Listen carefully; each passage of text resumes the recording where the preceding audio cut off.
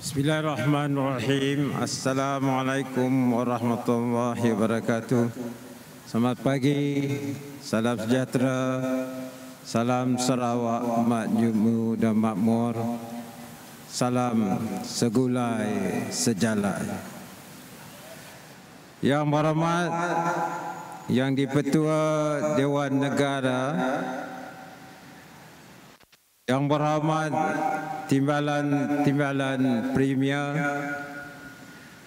yang berhormat Speaker Dewan Undangan Negeri Sarawak,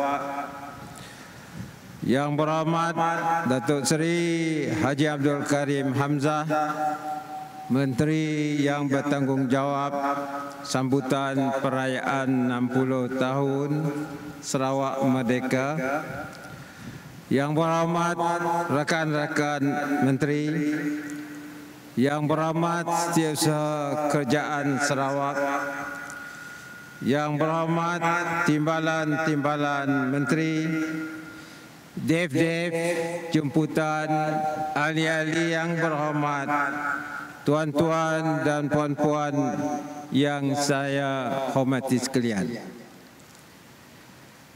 Pertamanya, marilah kita bersama-sama merafakkan kesyukuran kehadrat Allah Subhanahu wa Ta'ala di atas segala nikmat dan kurnia-Nya.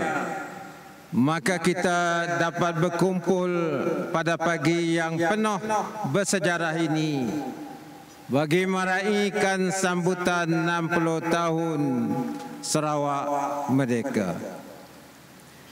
Penglibatan kontijen daripada pelbagai agensi kerajaan, badan berkanun atau GLC, pihak berkuasa tempatan dan persatuan dalam acara perhimpunan dan perarakan ini melambangkan pelbagai lapisan masyarakat yang datang daripada latar belakang kaum, bangsa dan agama yang berbeza-beza, dengan penuh warna-warni, berpakaian tradisi, lagi bersemangat untuk sama-sama memperingati tarikh keramat kemerdekaan Sarawak di Padang Merdeka pada pagi ini.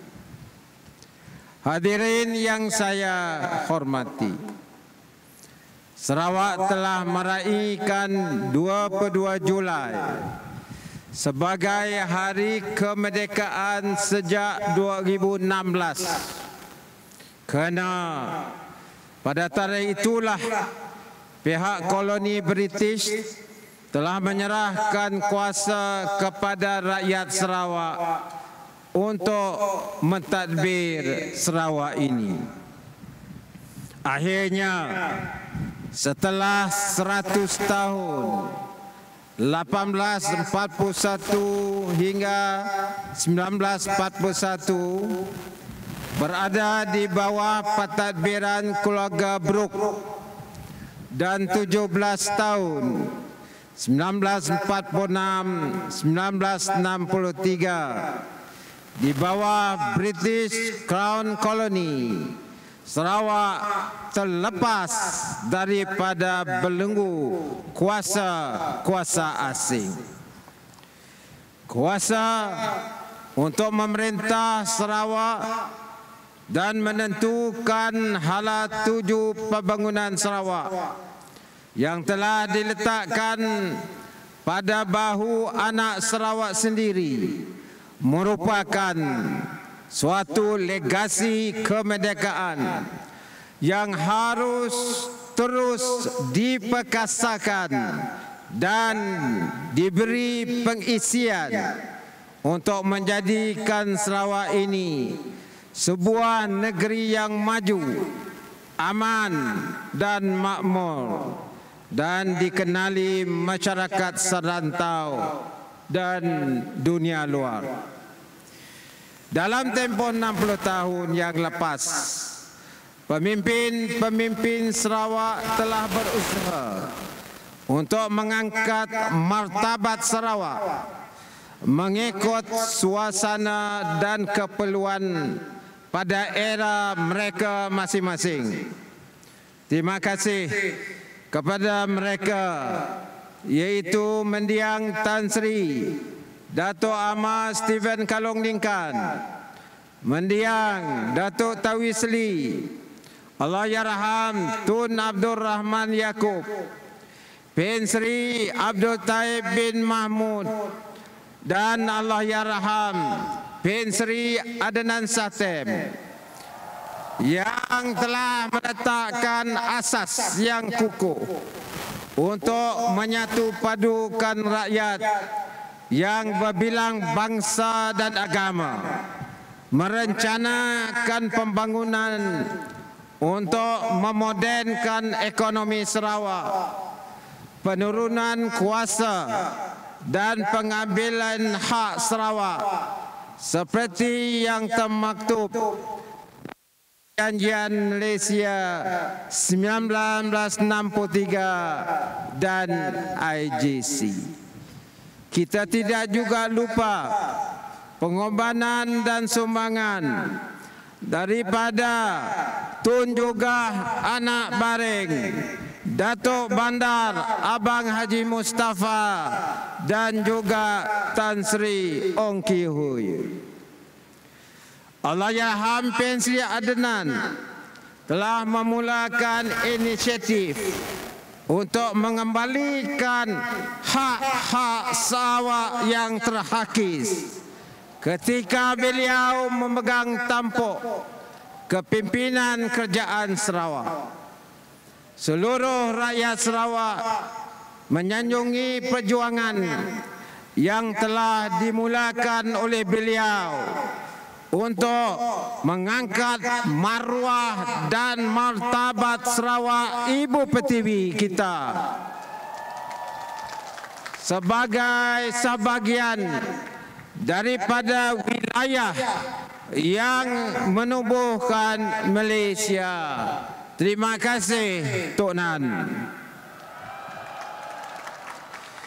Kita juga ingin mengucapkan setinggi-tinggi penghargaan kepada pasukan keselamatan yang telah berjuang untuk menentang keganasan dan ideologi komunisme mulai awal tahun 60-an.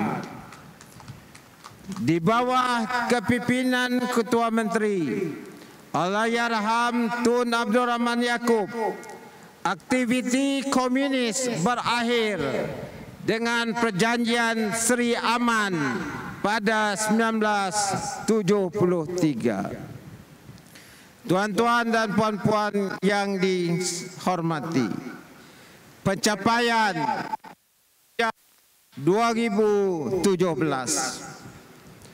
Sejak 2017, setelah saya mengambil alih tampuk kerajaan Sarawak daripada Allahyarham Pen Sri Adnan, bersama rakan-rakan dalam kabinet kerajaan GPS, kami telah berusaha sedaya upaya untuk mengangkat status ekonomi Sarawak untuk menjadi sebuah negeri maju berpendapatan tinggi menjelang 2030.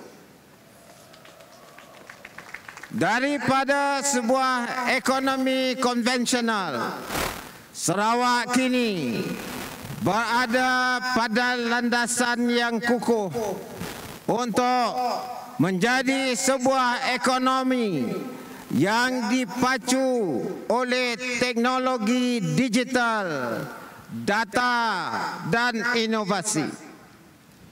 Dengan beberapa inisiatif digital, Sarawak sekarang merupakan negeri yang agak ke hadapan dalam proses ke arah digitalisasi ekonomi dan pentadbiran sepenuhnya.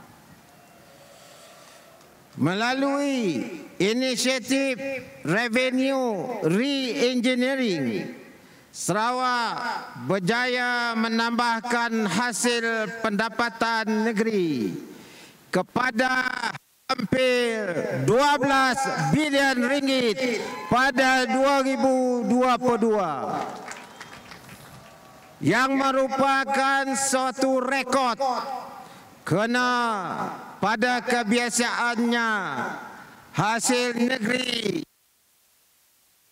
pada tahap 4 ke 5 bilion sahaja. Ini merupakan peningkatan 1 kali ganda dalam masa hanya 4 tahun. Kita telah memperkenalkan cukai jualan SST ke atas produk-produk petroleum untuk ekspor, dan juga kita ke atas produk-produk ekspor lain termasuk aluminium, arang batu dan produk kayu-kayu tertentu. Pada 2017, Kerajaan Sarawak telah menubuhkan syarikat minyak dan gasnya sendiri, Petros, untuk membangunkan sumber minyak dan gas di luar pantai Sarawak bersama Petronas melalui pembagangan ekuiti dan di kawasan pantai negeri ini dengan hak penuh seperti yang termaktub dalam Ordinen Pelubungan Minyak 1958 OMO 1958. Sekarang Petros merupakan syarikat minyak dan gas ketiga terbesar di Malaysia. Pada 2017 juga, Bank Pembangunan Sarawak, The Boss, telah ditubuhkan untuk menyediakan kemudahan pinjaman bagi agensi kerajaan negeri untuk melaksanakan projek-projek infrastruktur yang strategik demi memperhebatkan pembangunan khususnya di kawasan luar bandar. Penyuntikan dana ini khususnya melalui rekoda untuk pembangunan setempat di seluruh Sarawak merupakan suatu pelaburan untuk mempercepatkan penyediaan infrastruktur yang begitu penting untuk pembangunan ekonomi. Pandemik COVID-19 yang tercetus pada awal tahun 2020 telah mengancam untuk menjejaskan visi Sarawak untuk menjadi negeri maju. Cabaran ini telah ditandangani dengan pengubalan PCDS 2030 supaya ekonomi Sarawak mampu melangkah ke arah 2030 dengan jayanya. Selari dengan dasar untuk menjamin kelestarian sumber dan alam sekitar Sarawak, Kerajaan GPS telah dengan langkah berani meneroka potensi ekonomi hijau yang menjadi fokus dunia pada masa ini untuk menangani pemanasan iklim global selaras dengan perjanjian Paris.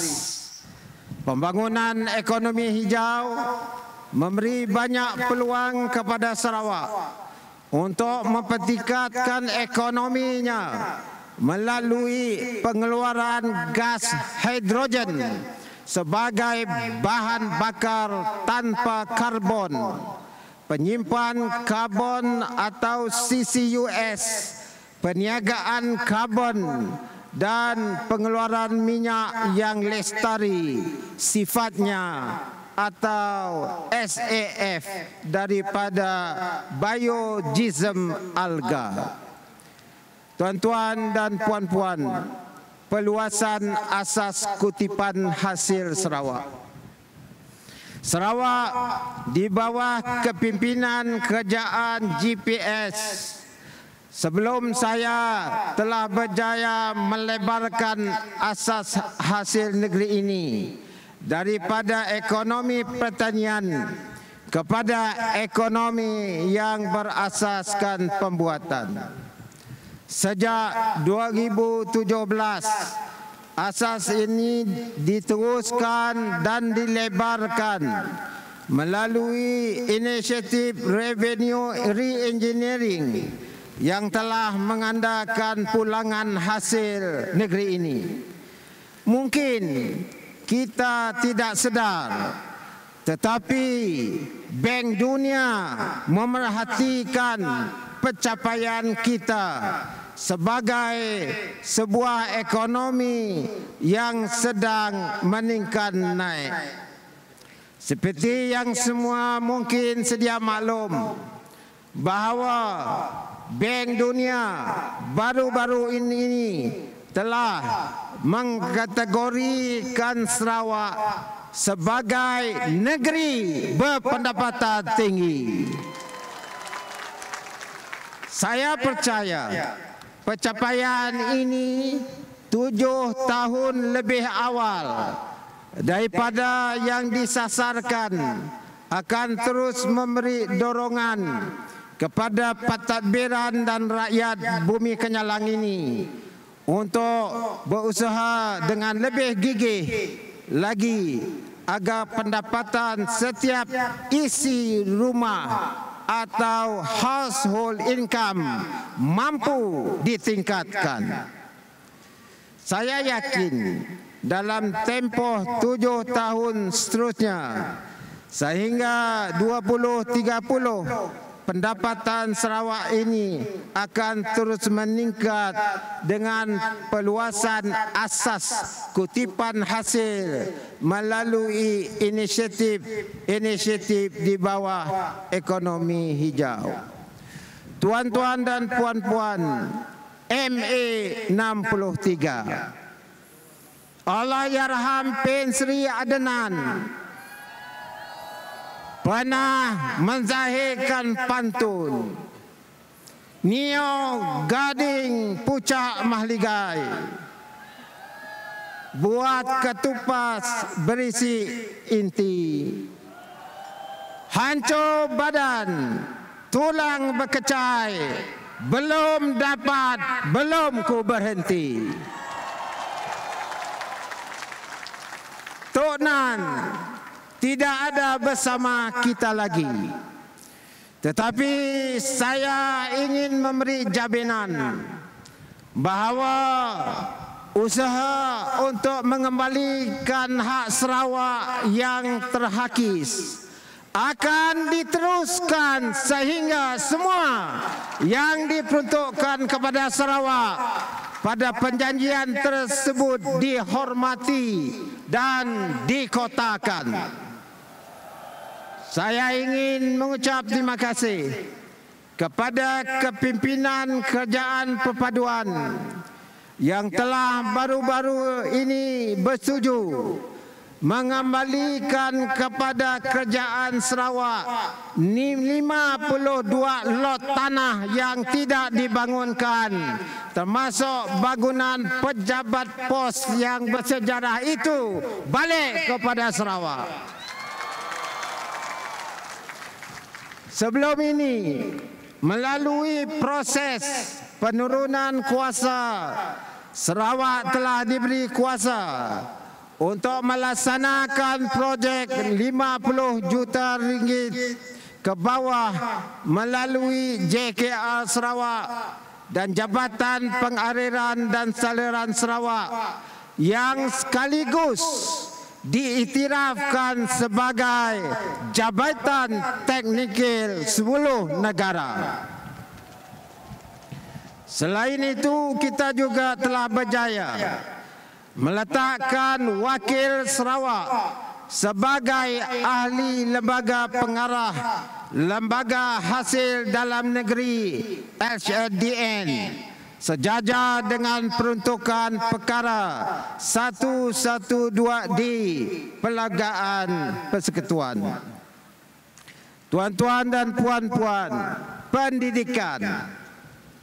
Dalam bidang pendidikan, Sarawak tidak bergantung semata-mata kepada program dan inisiatif Kerajaan Persekutuan, walaupun bidang pendidikan berada di bawah bidang kuasa Kerajaan Persekutuan.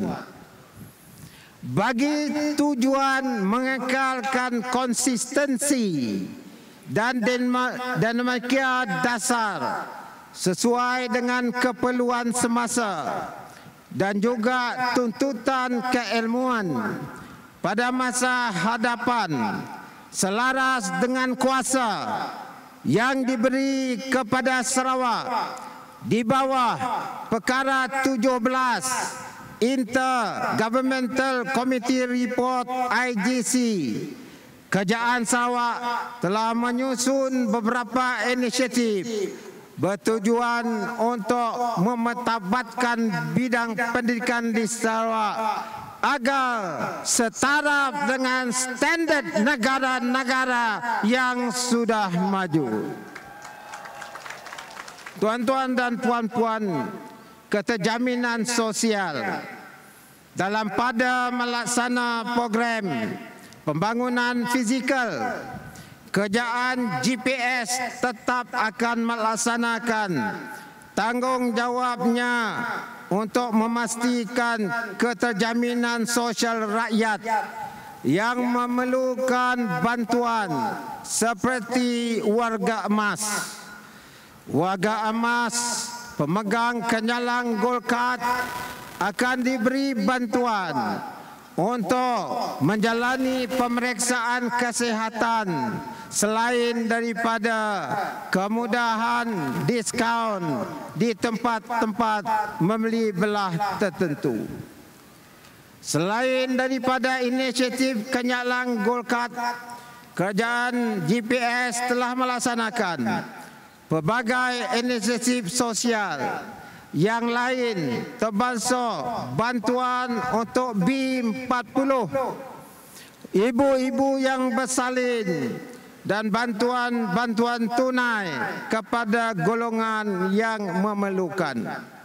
Dengan kata lain, sebagai kerajaan yang bertanggungjawab, kerajaan sentiasa memberi perhatian kepada keperluan rakyat yang memerlukan bantuan.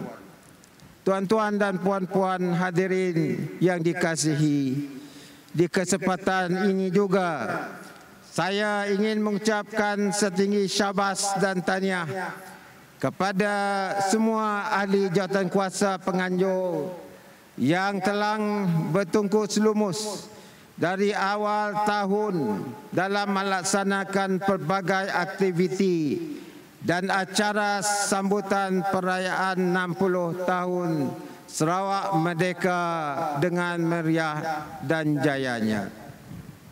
Dalam merasai kemeriahan sambutan kemerdekaan tahun ini, saya berkesempatan menyertai dan mengutai konvoi kembaran 60 tahun Sarawak Merdeka sebanyak 2 kali, iaitu pada 10 Jun 2023 dari bahagian Miri singgah berami sekejap di Pantai Bungai, kemudian ke Kampung Nyalau, dan seterusnya disambut meriah di Naim Street Mall, Paragon, Bintulu. Kemudian pada 15 Julai 2023 Iaitu minggu lepas saya juga berkesempatan turun padang mengutai konvoi kembara 60 tahun Sarawak Merdeka dari bahagian Serian singgah di Siburan, berambih sekejap dengan komuniti dan rakyat di sana, sempat bermukun dan saya bersama-sama rakyat kita di Siak sebelum meneruskan perjalanan ke Kota Samarahan. Alhamdulillah semuanya berjalan dengan baik. Bagi penutupnya, saya menyuruh seluruh rakyat Sarawak untuk terus berganding bahu, saling melengkapi, beriltizam serta bekerja keras dalam menjayakan visi mentransformasikan Sarawak sebagai wilayah yang maju berpendapatan tinggi pada tahun 2030. Akhir kata, saya berdoa semoga Allah terus menimpahkan nikmat dan kasih sayangnya kepada bumi Kenyalang yang merdeka ini dengan limpahan kebaikan dan kesenangan kepada rakyatnya, tidak kira bangsa atau agama. Marilah kita bersama-sama terus bertekad untuk menjalani hidup dengan penuh keharmonian, bersatu pada serta terus segulai sejalai demi Ibu Pertiwi yang tercinta. Terbang Kenyalang, lebarkan sayapmu, bebas berterbangan menuju ke awan. Gilang terbilang maju dan makmur atas perpaduan pemaju kemajuan. Berserah berdoa pada Tuhan yang satu dengan nawaitu tulus di kalbu, dikerah usaha kudrat yang jitu demi Sarawakku terus makmur dan maju. Salam Sarawak maju makmur. Wabillahi taufik wa hidayah. Assalamualaikum warahmatullahi wabarakatuh. Sarawak merdeka. Sarawak maju dan makmur. Terima kasih.